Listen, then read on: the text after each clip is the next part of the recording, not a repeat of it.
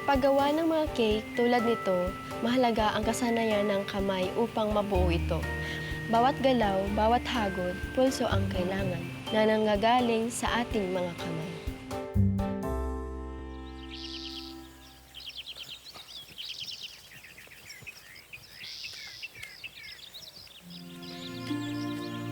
Maricel, bilisan mo! Opo, Chong!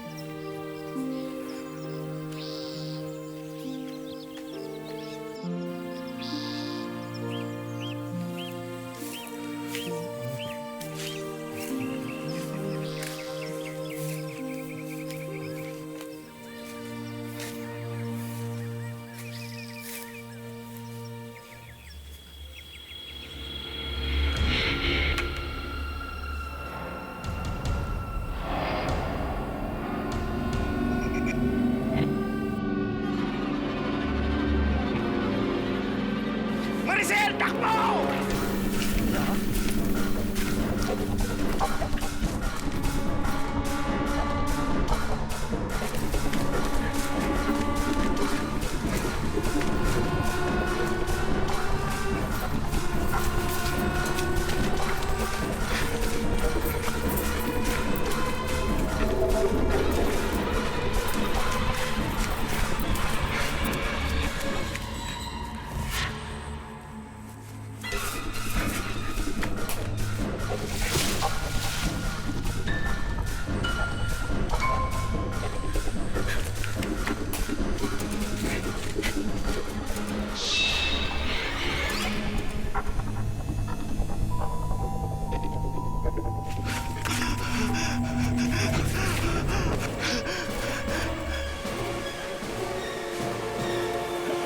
Halika rito!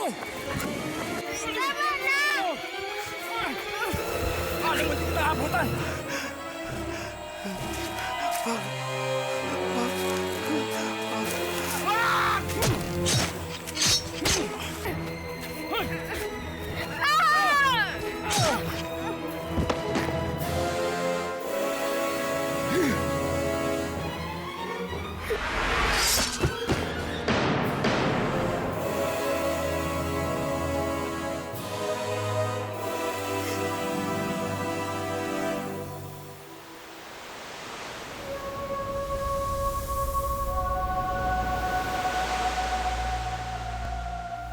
Gumising ka.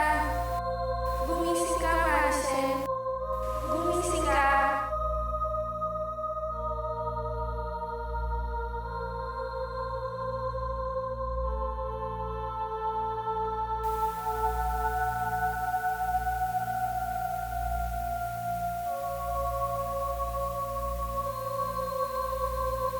Siguro dahil malapit kami sa Panginoon, tinulungan niya ako nung time na nadisgrasya ako. Tumakbo po ako, parang hindi po ako nakaapak sa lupa.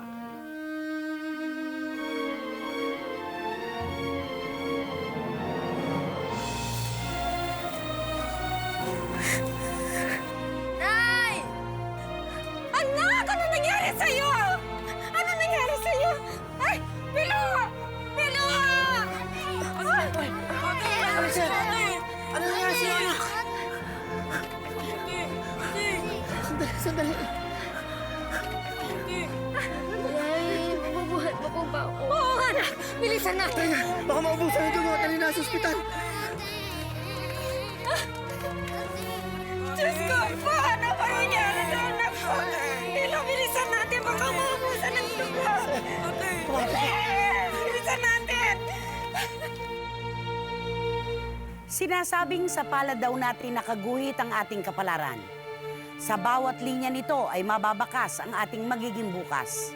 Subalit paano nga ba kung ang palad na nagdidikta ng hinaharap ay pinutol na ng isang bangungot mula sa nakaraan? Paano mo iguguhit ang iyong mga pangarap? Paano mo panghahawakan ang isang kinabukasang may kakambal na pait mula sa nakalipas? Magandang gabi po sa inyong lahat mga kapatid. Ako po si Christy Fermin para sa Real Confessions. Ngayong gabi po ay samahan niyo akong haplusin ang mga pagtatapat na umakay kay Maricel Apatan mula sa malagim na kahapon tungo sa maaliwalas na bukas sa kwentong pinamagatang mga pinutol na pangarap.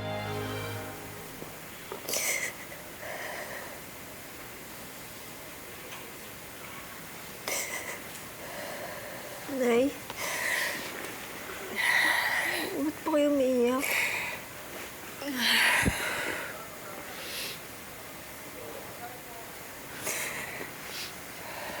Anak, huwag ka sanang mabibigla.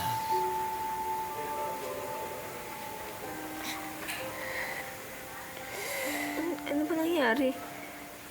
Anak, hindi na naisalba ng mga doktor ang mga kamay mo. Ano po ibig sabihin niyo? Ang mahalaga, buhay ka. Okay ka na, kahit wala na yung mga kamay mo. Wala na po ang kamay. Paano na po ngayon?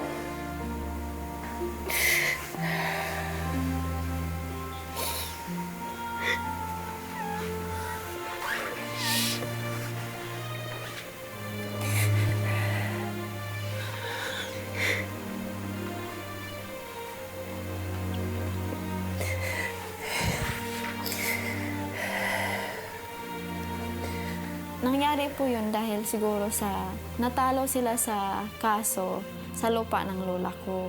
Kasi gusto nilang kunin yung lupa ng lola ko. Kaya gusto nilang magkipaghiganti sa amin. Kaya yun, nagawa nila yun na tagain kami. Baka yun yung time na paraan para maalis kami dun sa lugar na yun. Pero siguro hindi sila nagtagumpay dahil nabuhay ako.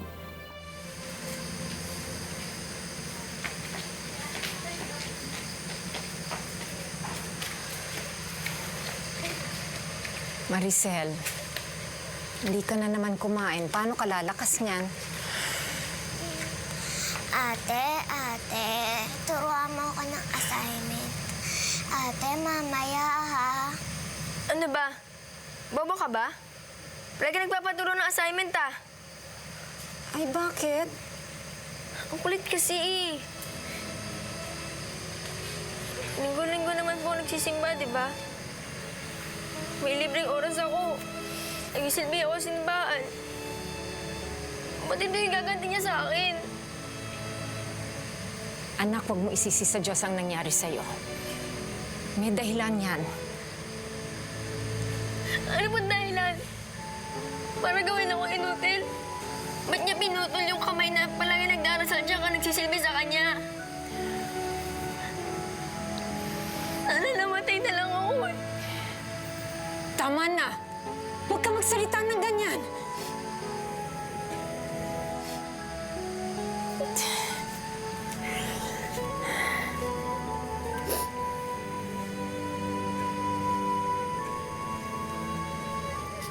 Hindi maiwasan na kutsain ka. Araw-araw marinig na walang kamay. So, dati kasi nahihiya ako eh.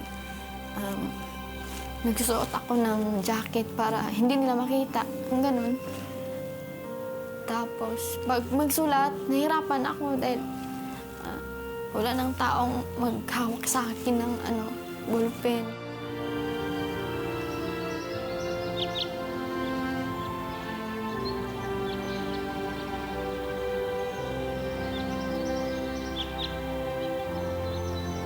Nahihiya ko palagi sa tabi niyo. Lalo lang ako malulungkot dito eh. Pare-parehas na kami may diferensya. Anak, ayoko rin mahiwalay sa'yo, pero kailangan natin itong gawin, ha? Kasi ito makakabuti sa'yo. Kaya niyo ba ako dinala dito, Nay? Hirap na kayo mag-alaga sa akin. Naku, hindi. Handa ako maging kamay mo buong buhay ko, anak. Pero ano na mangyayari sa'yo pag wala na ako? Paano mo nahaharapin ang buhay na mag-isa? Wala kang dapat alalahanin sa pananatili mo dito, Maricel. Mababait at mabubuti ang mga taong makakasama mo rito. Kita mo na, narinig mo yun, ha? Magdadasal ka lang lagi, ha? At magpapakabait ka, anak. Sister.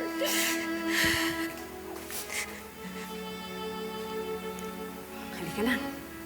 Ipapakita ko kung saan kwarto ka mananatili, ha? Halika.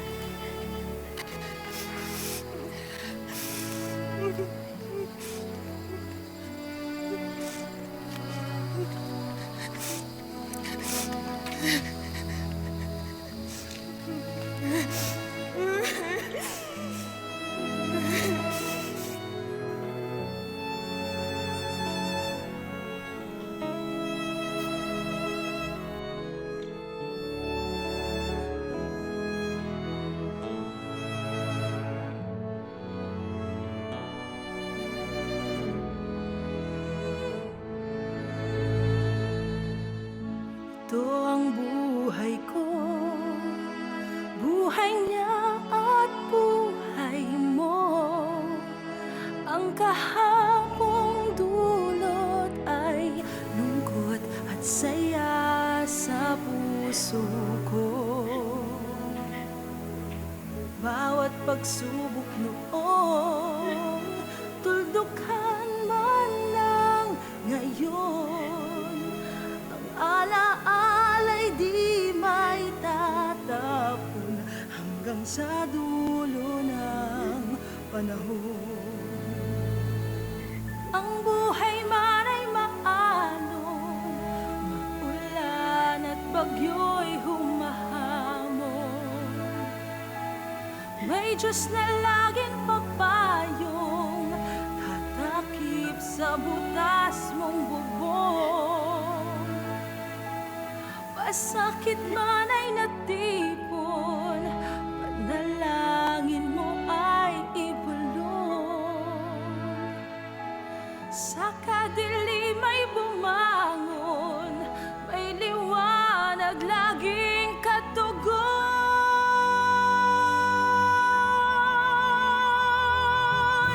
Ito ang buhay mo, ito ang buhay ko.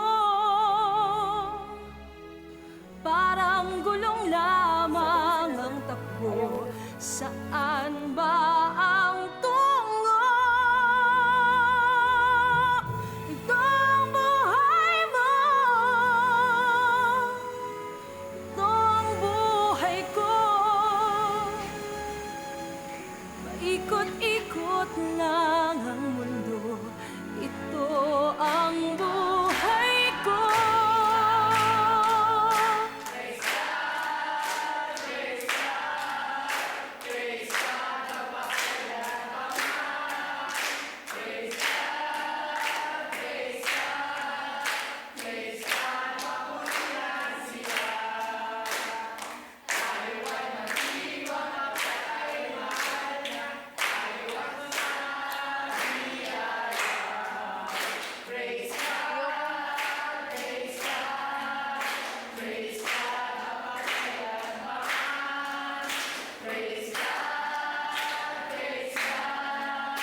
Hindi ka ba?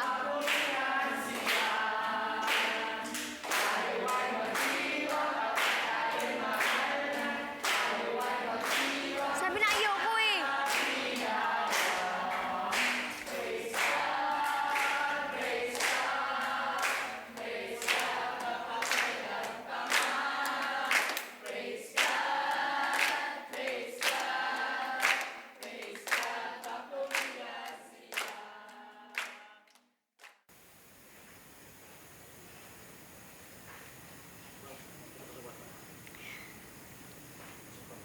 Pagpasensya mo na, Marisol, ha? Medyo makulit talaga yan si Rose. Pero alam mo, kahit napipi at bingi, hindi siya nawawala ng pag-asa.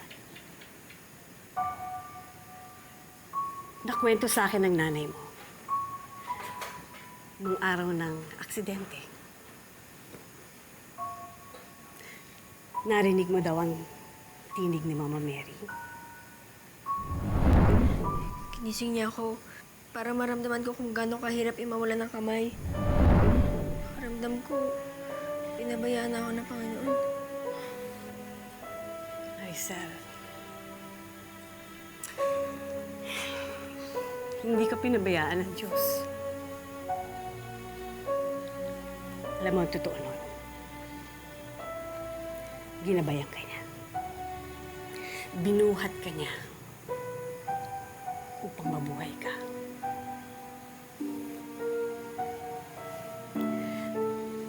Natatandaan mo ba yung kwentong Footprints in the Sand?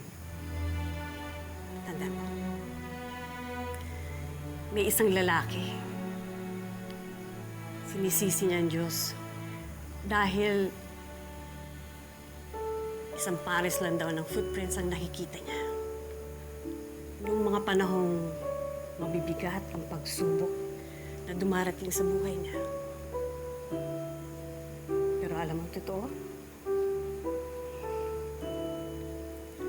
Yung isang footprints na yon, hindi yun bakas ng paa niya. Hindi bakas yun ang paa ng Diyos na bumagabay sa kanya at pasan-pasan siya para malampasan niya ang mga problema niya.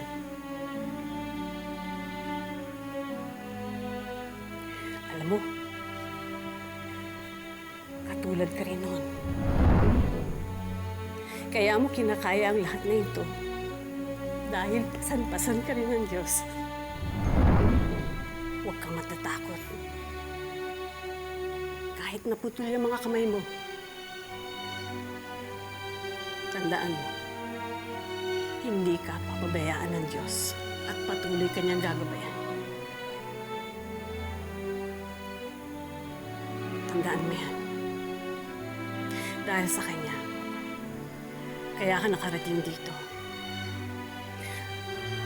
At siya rin ang magdadala sa'yo sa katuparan ng iyong mga pangarap. Tandaan mo yan. Kaya huwag ka mag-alala. Malalampasan mo itong lahat. Pero, alam mo bang, hindi mangyayari ang lahat ng yun kung hindi mo siya pagbibigyan. Bigyan mo siya ng pagkakataon.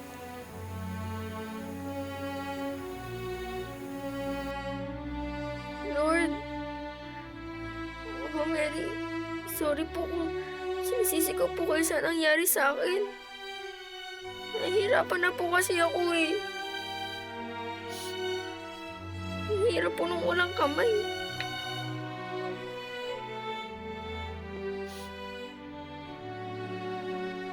Sana po, mabigyan niyo po ko ng lakas na mapanatili po yung pananampalataya ko sa inyo.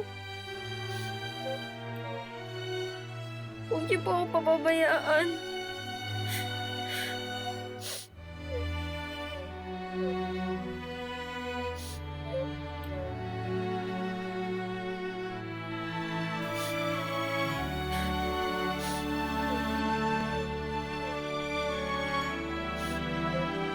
Ang sinabi sa akin ng mama ko, anak, huwag kang magtigil ng pag-aaral dahil disabled ka na nga, tapos hindi ka pa mag-aaral. So, kailangan mo rin, kahit wala kang kamay, makatapos ka.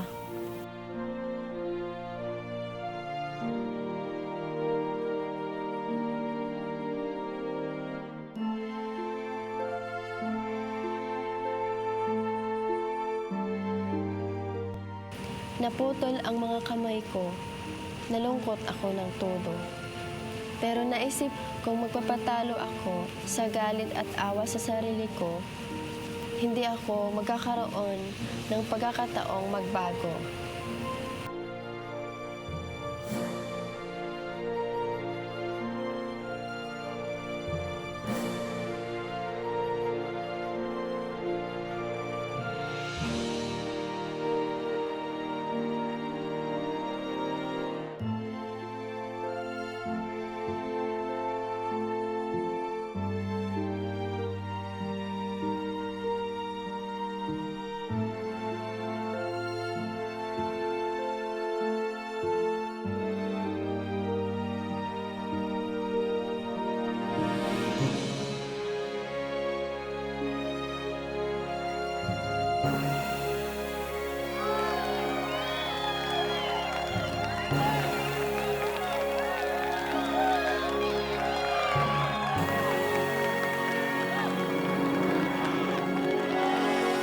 Mabuti naman at makakapag-aral na si Maricel sa kolehiyo.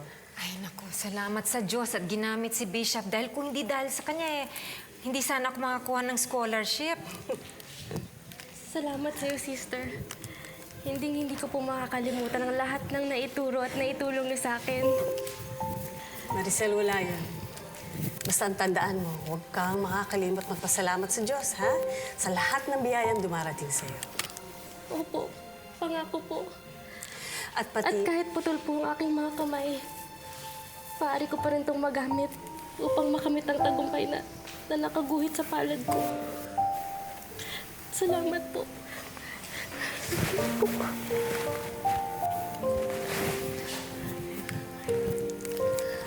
Ate Rose, salamat ah.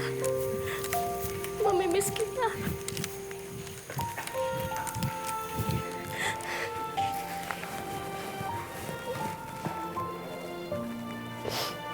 Namimiss kita, Ate Rose. Ingat ka lagi, ah.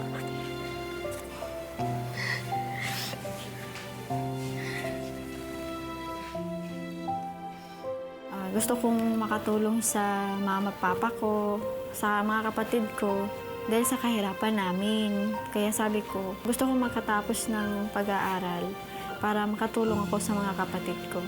Parang family yung inspiration ko. Okay lang ba? Kaya, Parang hindi. Ay! Pakaan naman. Please raise your hand when your name is called, okay? All right, Velasco Yurimay. Morbina Gino. Sacapanyo Maribel. Morbina Glenn. Murilia James. Apatan Maricel. Present. Miss Apatan, don't you know how to follow a very simple instruction? Ang sabi ko, raise your hand when your name is called. Komplikadong English ba yun para hindi mo maintindihan?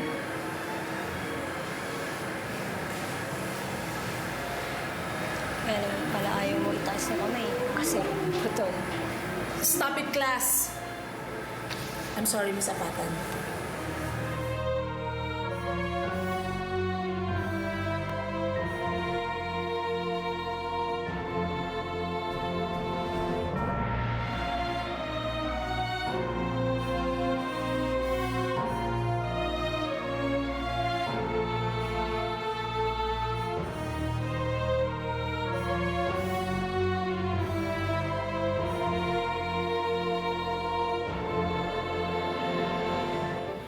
You need to get a partner para may kahati kayo sa gagastusin ng gagawin ninyong cake. O sige na, maghanap na kayo ng mga makakasama ninyo. Wala tayo tapos na.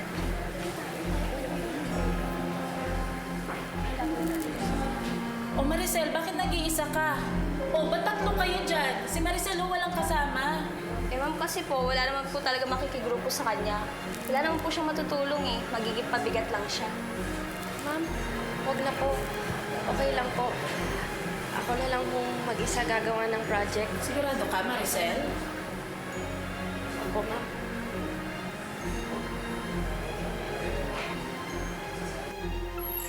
Ang lakas dito naman talaga ng loob ng iba dyan, no? Talaga magsosol talaga sa project. As if naman may magagawa siya with her 2 hands. Pwede din naman, pwede siya maging tagalama sa bakery. Congratulations sa inyong lahat. Mas maganda pa kaysa sa inaasahan ko ang ginawa ninyong cake. Kaninong grupo ang gumawa ng cake na to?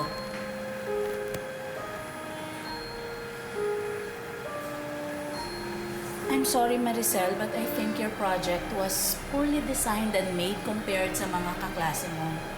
Pero pwede ka pa namang bumawi sa susunod. I suggest sanayin mo yung sarili mo. Para sa susunod, mas pulido at mas malinaw na ang pagkakagawa mo ng cake. Oo, ma'am. Kasi naman, alam na hindi kaya. Magmamalaki pa, palpak naman. Anyway, class, Sa mga susunod na buwan, may gagawin tayong inter-class cake decorating contest. At pipili ako sa klaseng ito ng ilalaban sa ibang klase. Kaya ngayon pa lang, pagandahin nyo na ang paggawa ng cake. Okay?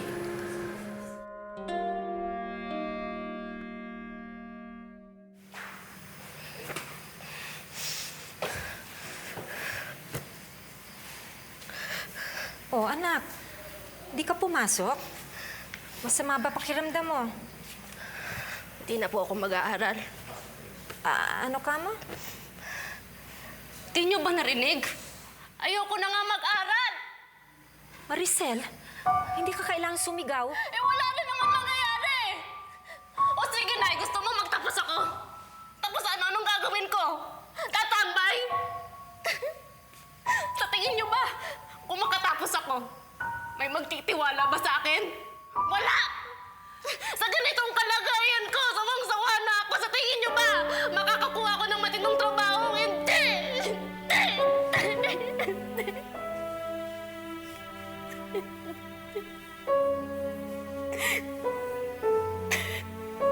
Wala naman akong ginagawang masama. Bakit puro panlalait na lang ang nakukuha ko sa kapansanan ko? Dahil hinahayaan mo silang laitin ka! Eh kahit ikaw walang tiwala sa sarili mo eh! Anak, alam mo ang hirap-hirap ng buhay natin. Alam ko nga, Nay. Alam ko. Kaya nga ayoko na mag-aral. At dagdag gastusin pa ang pag-aaral. Ayoko na maging pabigat sa inyo. Alam mo, Maricel, kahit kailan hindi kita tinuring pabigat sa buhay ko. Ang totoo, ikaw ang kinakapitan kong pag-asa, anak. Yung mga kapatid mo, ikaw ang hinuhugutan ng lakas. Dahil alam namin kahit putol yung mga kamay mo, mahigpit ang kapit mo sa Diyos at yan ang magbibigay sa'yo, sa atin, ng pag-asa na magkaroon ng magandang buhay.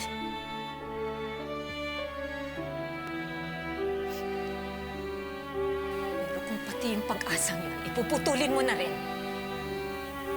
ay wala na akong magagawa.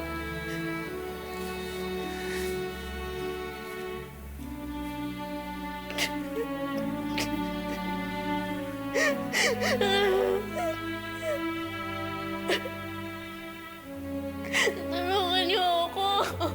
Tulungan niyo ako.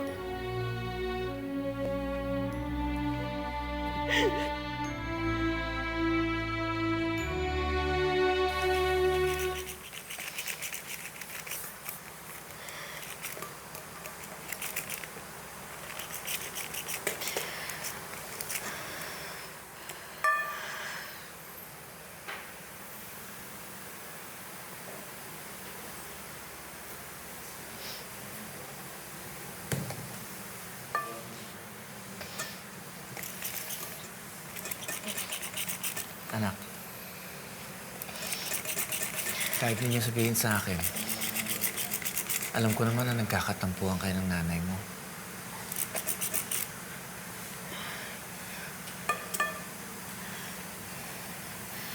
Tay, ako naman ho may kasalanan eh. Nasagot ko siya ng hindi maganda. Ako, anak, Galit pa siya sa akin. hindi maaaring magalit ang nanay mo sa'yo.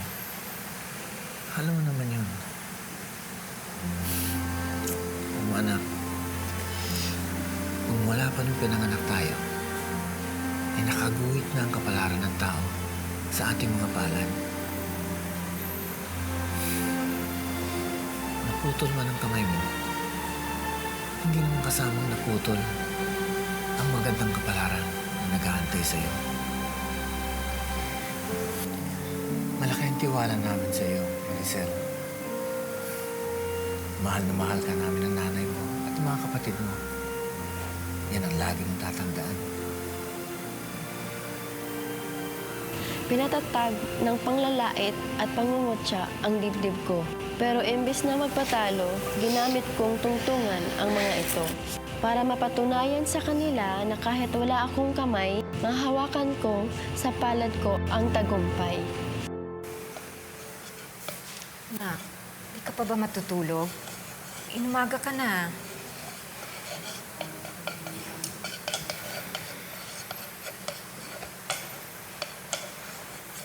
Nay.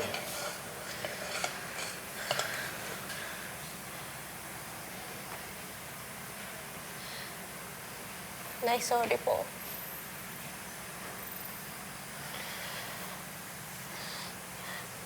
Nay, alam ko naman ako yung may kasalanan eh. Hinayaan kong lamunin ang sarili ko sa takot. Sa awa sa sarili ko, pero... Anak, ako dapat ang humingi ng sorry sa'yo. Dahil tuwing nakikita kitang napanghihinaan ng loob, sumasama ang loob ko. Parang ang pakiramdam ko eh, unti-unting napuputol ang pag-asa sa buhay natin. Nay. Anak, kung maibibigay ko lang ang dalawang kamay ko sa'yo, ibibigay ko. Dahil ayoko nakikita kang nahihirapan. Pero wala akong magawa kundi siguraduhin andito lang ako sa tabi mo para bigyan kita ng suporta sa oras na kailangan mo ako. Ganyan kita kamahal, anak. Nay, mahal na mahal din kita. Higit pa sa buhay ko. Nay, huwag kayong mag-aalala. Pinapangako ko. Aabutin ko ang mga pangarap ko para sa inyo. Para kay tatay. Para sa mga kapatid ko. Mahal na mahal ko kita, Nay. Itong buhay mo, itong buhay ko, parang gulong lamang ang takbo, saan ba ang tungo?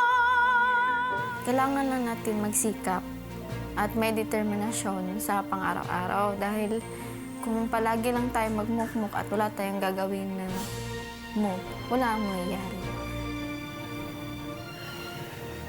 Ano ka ba, Lenora? Parang kasi nilihan dyan kanina ka pang di mapakali. Hindi ko makita eh. Nervyos na ako para sa anak natin eh. At ngayon, mga kapwa ko guro, estudyante, at mga magulang na narito, ito na po ang pinakahihintay nating pagkakataon. Ang nagwagi ng unang gantimpala para sa ating cake decorating contest for this year ay walang iba kundi cake entry number 4.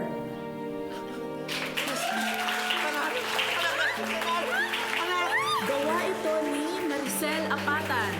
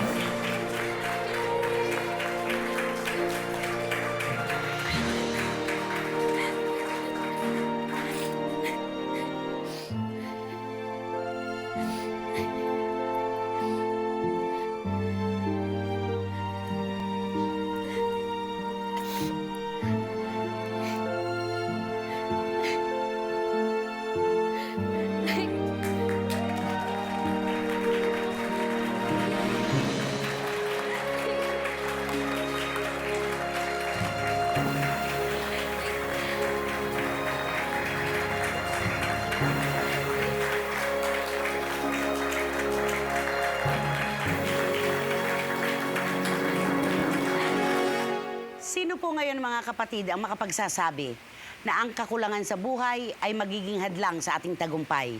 Ang totoo po ay marami tayong sobra pero hindi naman kapaki-pakinabang. Ngayong gabi po sa Real Confessions ay kaharap ko ang isang dalaga na sa napakabatang edad po ay nakipagyera na agad sa buhay. Isang mapanindigan at matapang na gabi para kay Maricel Apatan. Magandang gabi sa'yo. Magandang gabi. At maraming salamat. At salamat din.